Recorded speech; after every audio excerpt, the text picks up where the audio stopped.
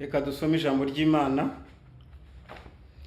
Reka bene data dusangiye, reka dusome ijambo ry'Imana kandi Imana iduha umugisha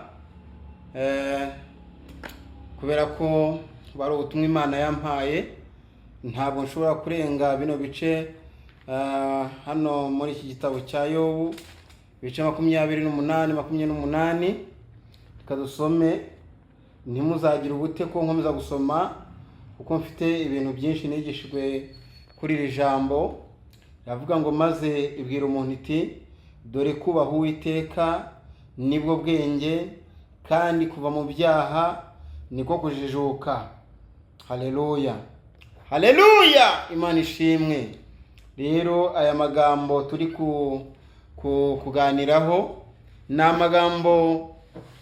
amagambo nahawe n'Imana. Irambwira ngo nzahanure kuko nibuka yuko ubwo nahanuraga mw'iri jambo nabivuze inshuro 100. Ndabivuga ndananirwa ndaruha. Imana irambwira ngo komeza uvuge, injyana ku gasozi karekare. Irambwira ngo rangurura uvuge, ndarangurura ndavuga inshuro 100 subiramo nta gushyiraho commentaire yindi cyangwa se ngo wenda nanarize mu buryo bumwe cyangwa ubundi. Ariko mpabwa gusoma rino jambo rivuga ngo maze ibwira umuntu iti dore kubaha Uwiteka nibwo bwenge, kandi kuva mu byaha niko kujijuka. Uko nkomeza rero kugenda mpanura mw'iri jambo, mbwira abantu, mbabwira ibyo Imana yantumye kuvuga, mbabwira ko Yesu Imana iri kumbwira ko mbwira abantu ngo bayubahe, ngo kuko imaze kubona yuko abantu bamaze gutandukira, kandi ngo dayimoni nawe amaze kugaba ibitero byo kugira ngo yangize abantu, byo kubateza ubusambanyi, byo kubateza amarari y'ibyubahiro, byo kubateza kugirana inzangano. Ariko nanone nkomeza kubwirwa n'Imana ngo mbwire abantu bayubahe, bayikunde kandi bayikorere. Satani yazanye umwuka mubi wo kubwira abantu ko iby'Imana bitinda, iby'Imana bidasohora, iby'Imana bitajya bikunda. Ugasanga umuntu wasengaga arava mu gusenga kwe akajya mu bapfumu, yahuye n'ibibazo runaka arajya kubaza mu bapfumu.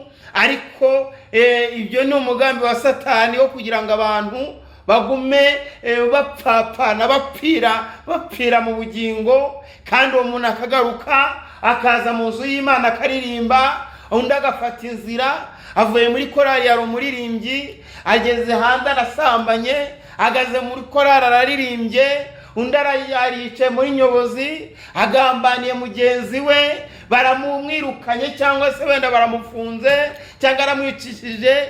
Ibyo nabyo Imana irabireba, irabigaya. Irambwira ngo hanura rero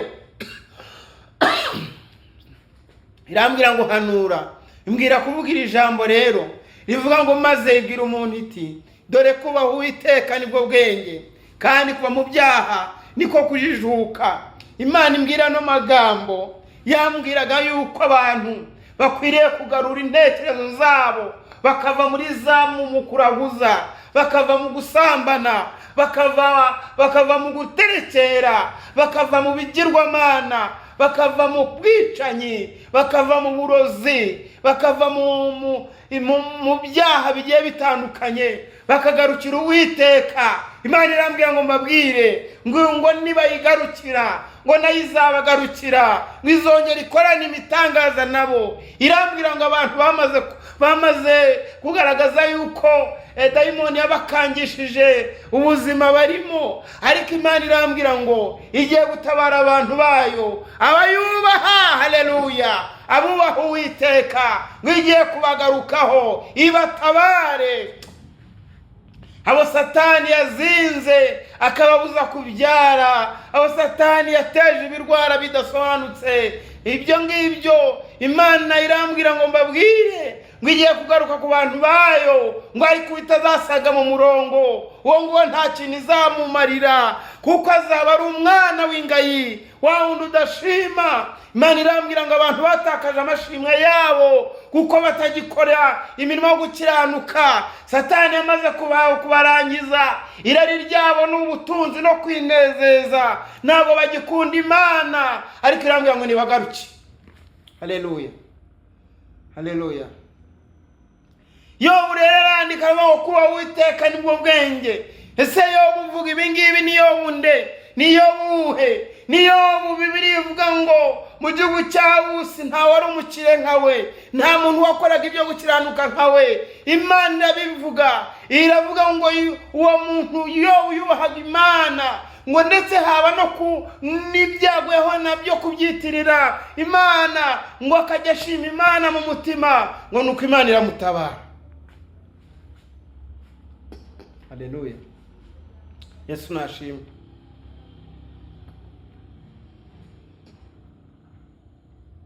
Abantu ngo barananiwe, abantu bagifite ibyiringiro, ariko Yesu n'umutabazi. Abantu ntibagifite ibyiringiro, ariko Imana yambwiye ko ari umutabazi. Ibyo gutabara kw'Imana ibimbwira mu buryo bw'amayerekwa, ariko nanone mu buryo bugaragara ndabibona. Yesu n'umutabazi, kugira ngo amen. Yewe ushaka kugaruka ugaruke, kubera yuko ahandi wakirizwa, nta handi wabonera agakiza k'Imana, nta handi wabonera utabazi uva ku Mana, nta handi wabonera Imana. Ndashaka kubabwira igitangaza kimwe. Haleluya. Yewe Daniel byambayeho, wari umunsi umwe Imana yaransezeranije amasezerano, iminsi y'ubusore bwanjye namaze igihe kinini cyane nkorera Imana, kandi ntitaye ku bibazo nari mfite ntari buvugeho, ko ngiye kuvuga kimwe mu buhamya Imana mu by'Imana yankoreye. Icya mbere ndibuka ko Imana yasanze ndi mwivuga butumwa, irambwira ngo Daniel warankoreye, unkorera umurimo mwiza, ubana nanjye ngiye kuguhemba, ngukorera ubukwe, nguha urugo, nguha abana. Haleluya.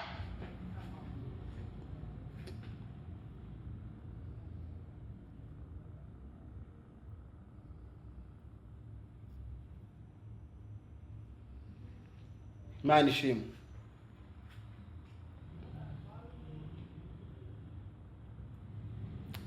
Nari ndi mu isoko rya Muhanga,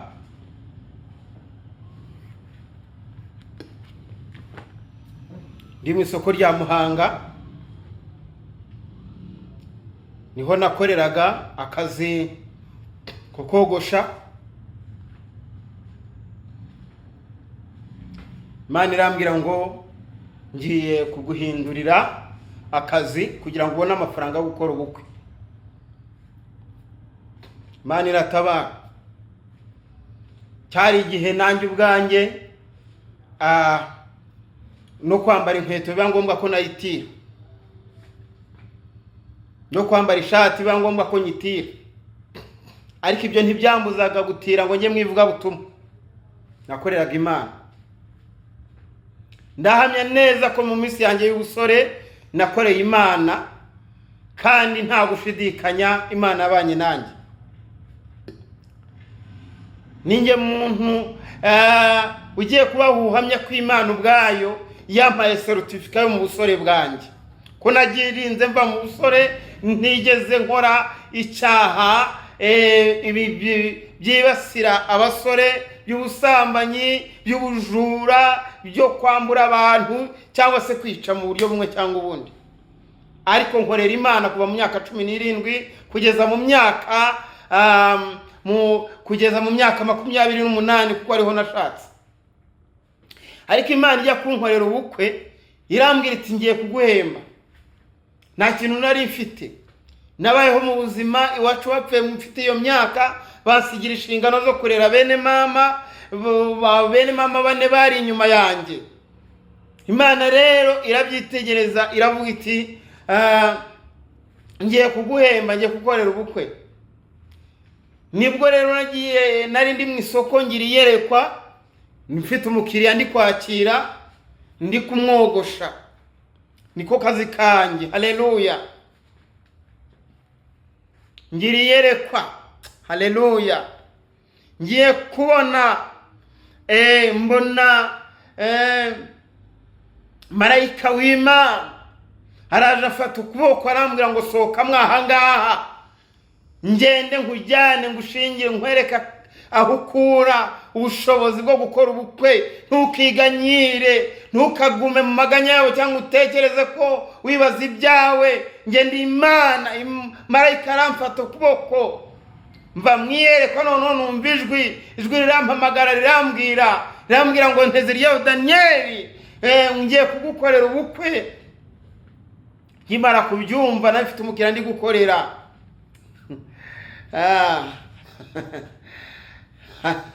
Haleluya, haleluya, haleluya. Imana ishimwe.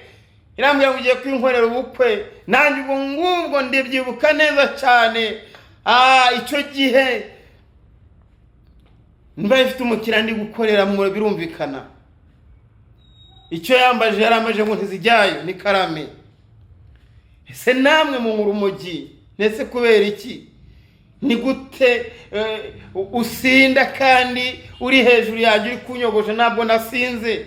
Atoya namwe murasinda, ndabizi uri umurokore ariko murasinda. Umwanya umaze undi hejuru, ufite imashini utayikoresha, umeze nk'uri ufite ahandi hantu wagiye. Ariko nari ndi kuvugana n'Imana, ntabwo nasinze. Imana ishimwe. Hanyuma nasohotse aho ngaho, fata miriwari nyikura ku gikuta, fata imashini ndabizinga mbyihera umuntu. Navuga nti Imana irampamagaye. Nari nzi imvugo y'Imana itavuguruzwa. Iyo mvugo yari iririjance, numvaga iririjance. Nuko sohoka mwaho, abantu baranseka. Ndagenda ngeze hepfo, cyakoze cyo ndatekereza.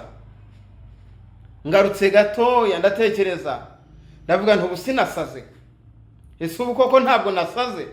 Ariko umutima urambira ngo komera. Mu kanya gato ijwi rirampamagara rambwira ngo genda kwarora. Ndagenda ahantu hari icyumba cy'amasengesho. Nyimara kuhagera, Imana yari ifite umugambi ikoresha umuhanuzi. Abarampamagaye yambwira kuza gusengera umuntu mu Gasyata ari watoye n'abadayimoni. Turamusengera arakira, ndetse n'abamuroze bazana ibyo bamurogeyeho. Imana irambwira ngo nagende ntazongera kurwara ukundi. Ibyo Imana yarabikoze ndabibona. Imaze kumusengera bukeye bwa mu gitondo, hakaba hari undi mwana nigeze gusengera turi kizabonwa umusore. Nuko nawe arampamagara, yari yampaye isezerano ko narangiza kwiga amashuri tuzahurira Kayonza. Imana ishimwe. Hanyuma arambwira ati ngwino usanga Kayonza dukore. Ngezeyo nsanga nugutera ipiki tumena beto yo ku masitasiyo. Ntabwo nari mbishoboye. Nawe wibaza umuntu wogoshaga yogosha mu buryo bumwe, yogosha. Ndamubwira nti sinabishobora, ariko ndyamye nijoro. Haleluya. Imana iranyigisha. Marayika w'Imana asanga mu nzozi, arambwira ngo Nteziryayo Daniel ni Karame. Haleluya, haleluya, haleluya. Imana ishimwe. Arambwira ati Nteziryayo Daniel ni Karame, ngiye kukwigisha aka kazi ugakore nguheremo umugisha. Nti cyane. Nuko ngiye kubona mbona ikibuga kinini, mbona azanye imambo dusanzwe dushinga, nkigiye gushinga umusingi, akorekeri, ashyiramo ekeri, afata ahandi ashyiramo ekeri, afata ahandi ashyiramo ekeri. Mbona imashini ziratsindagiye, bamena hejuru umucanga. Maze kumena hejuru umucanga, azana ipave, ararisasa. Arambwira ati hagati ya metero no hagati y'ikamba no hagati y'ipavu hagomba gusigara milimetero agasantimetero kamwe, igihe zibaye ebyiri icyubakwa kiba cyasenyutse. Aranyigisha bucya mu gitondo namenye kubaka. Imana iratabara, ntabwo itabara. Njye ndahamya ko itabara. Imana ihindura amateka. Imana ikura ku cyavu. Se wava ku Uwiteka ukajya he? Petero niwe wabivuze, aravuga ngo twava ku Mana tukajya he? Twakuvaho tukajya Yesu. Icyo gihe mu bafundi 16 bakoreraga kampani ya Gatera dusa n'amasitasiyo, twara abafundi 2 bonyine baba bahanga, tukaza tugatanga icyubakwa, tugatoreza tukigendera, tukaza tugaruka abandi bataraharangiza, twongera tugatoreza tukigendera. Nyamara ibyo bintu ntaho nari mbizi, ni pavesi nari mbizi, n'ubwa mbere nari ndibonye ko nari nturutse mu cyaro. Hanyuma mbona amafaranga mu rugo rwaho twabaga, barankunda kugeza ubwo no guhaha bitagishoboye, ntagihashye. Ibyo bigenda neza, Imana ingirira neza kugeza ubwo mbonye materiyeri z'ubukwe. Imana inkorera ubukwe hari kuwa gatanu, Imana yohereza abantwerera, ngo hari ibintu byose, nsagura amafaranga. Ndavuga nti Uwiteka, haleluya, Imana ishimwe. Ndavuga nti Uwiteka ushimwe, Imana ishimwe. Icyo nubwo n'ubuhamya nabahaga bwo kubabwira ngo mureke kuva ku Mana, mureke gukorera ibyaha mu murimo, mureke gusambana muri mu murimo, mureke ubujura muri mu murimo, mureke kugambana muri mu murimo, mureke ibyaha bitandukanye, mukorera Uwiteka. Ukizwa maramaze, ushaka kuvamo agende. Ariko buri muntu wese ahagare mu mwanya we, Uwiteka mugire neza. Dore abantu bajarajara, bagiye kurwara ibirwara by'ibyorezo, bagiye baberwa ibyo ari byo, abadayimoni bagiye kubakubitira ku misozi. Ariko Uwiteka arambwira ngo uzaguma mu murimo akanyubaha, nzamurinda, zabana nawe, zagendana nawe mu izina rya Yesu. Haleluya. Kubaha Uwiteka nibwo bwenge. Haleluya, haleluya, haleluya, haleluya, haleluya. Yesu nashimwe, Yesu nashimwe. Kubaha Uwiteka nibwo bwenge. Uwiteka nuwo kubaha. Imana ishimwe.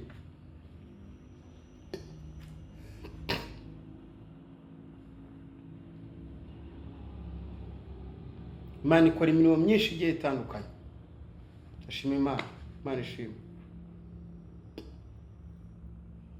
Turashoje, tuzasubira tuganire nanone kandi ese umuntu wubashye Uwiteka, umuntu wubaha Uwiteka hari inyungu yagira. Inyungu ni nyinshi. Ibyo kwa Satani ni ukureshya, akakureshya. Ibyo kwa Satani ni ukureshya. Wamara kugerayo akaguhinduka, akaguseka, kwereka umukobwa mwiza ukumva mwasambana. Mwamara gusambana ukabona ntacyo bimaze. Ariko muri Kristo Yesu, haleluya, haleluya, ariko muri Kristo Yesu, Yesu akagufasha. Waba ushaka ko dusenga, waba ushaka ko dusenga n'Imana, bwira Imana ngo Mana nshoboza, nanjye mbashe kukubaha. Kubaha Imana harimo n'imirimo tugenerwa gukora. Murimo w'itorero tugira umuhamagaro 2. Abenshi ntibabizi, ariko nabyigishijwe n'Umwuka. Imihamagaro 2 nabyigishijwe n'Umwuka. Muhamagaro wa mbere n'umuhamagaro duhamagarwa wo kuza mu nzu y'Imana, tugakora imirimo yo gukiranuka. Kuko kubw'iyo mirimo Jambo ry'Imana ngo ravuga ngo hahirwa abapfapfira mu mwami. Mwuka nawe ati yego, kuko imirimo yabo izagenda ibaherekeje. Haleluya, izagenda ibaherekeje. tukagira undi muhamagaro wa kabiri, umuhamagaro w'umwuka, umuhamagaro duhererwaho umugisha. Tuzongera tuganire kuwo muhamagaro duhererwaho umugisha. Abantu b'Imana bahabwa umugisha kubw'umuhamagaro. Umuhamagaro umuntu ahererwaho umugisha. Hari umuhamagaro wo kuza mu nzu y'Imana, hakaba n'umuhamagaro w'umwuka. Mwuka agusanga muri ya mirimo uri umuririmbyi, agusanga muri ya mirimo uri umudiyakoni, agusanga muri ya mirimo uri umubwirizabutumwa, agusanga muri ya mirimo kuba uri urusengero, agusanga muri ya mirimo uri pasitori, akakubwira ati mwana wanjye, iki ngiki nzajya nkiguheraho umugisha. Haleluya. Icyo kintu Satani arakimenya akakirwanya, Imana nayo igacunga ko wubaha, ukubaha umwuka wera, kubaha icyo umwuka wera akubwira. Wenda yagutegetse kubyuka nijoro saa 9 gusengera abantu,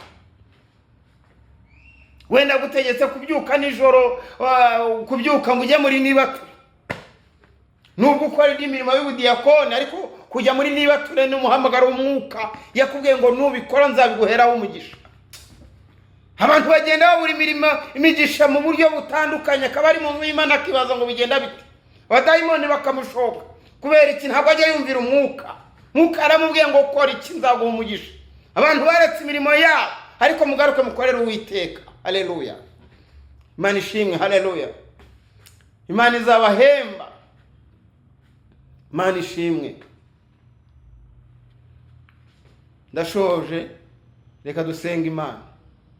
Urifuza kugarukira Uwiteka? Reka dusenga Imana. Mana Data wa twese uri mu ijuru, izina ryawe witwa Uwiteka, izina ryawe witwa Imana, izina ryawe witwa ushobora byose. Sengera abantu bumvira ijambo, sengera abantu bumva aya magambo ndi kuvuga. Nge sinabasha gusobanura ibyo ubutumwa wampaye buri muri Yobu 28:28. Ivuga ngo kukubaha nibwo bwenge, kuba mu byandiko bujijuka. Ndasabye rero abantu bashoboza uwambika imbaraga zabo, iri jambo abantu ntibaryumva, ntibakaryumve gutyo gusa, ahubwo bajye bakora ibyo basabwa gukora kugira ngo bakiranuke. Urakoze Byiringiro Bizima, urakoze Mutanga bugingo, icyuro cy'ibicyaye mu izina rya Kristo Yesu. Amina.